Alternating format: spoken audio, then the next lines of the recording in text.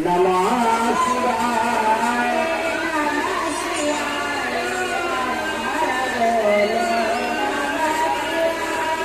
नमः शिवाय ओम नमः शिवाय। हरे हरे भोले नमः शिवाय।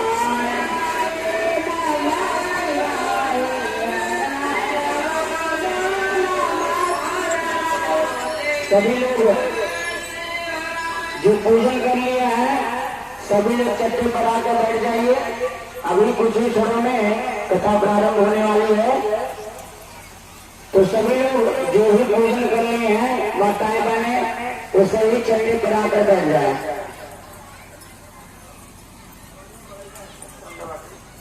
हमारे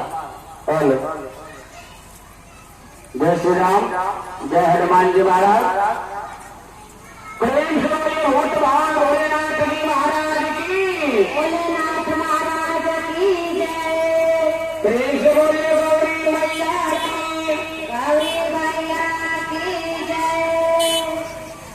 सभी लोग प्रेम से जयकारा लगाएंगे। प्रेम से बोलिए होत भगवान भोलेनाथ जी महाराज की। भोलेनाथ महाराज की जय। सब लोग बोले जय। क्योंकि वो अपने पुत्री के विवाह शंकर भगवान से करना नहीं चाह रहे थे,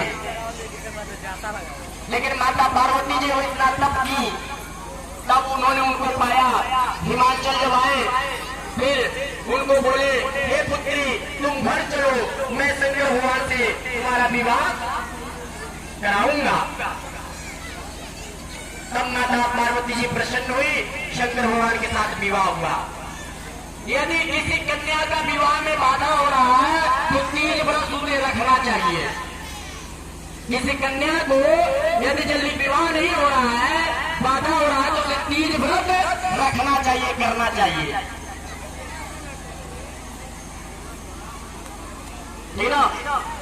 अब माताएं बहुत क्रोधित हो रही हैं क्योंकि लेट हो रहा है ना, इसीलिए कथा को जल्दी जल्दी पूर्ण करना पड़ रहा है।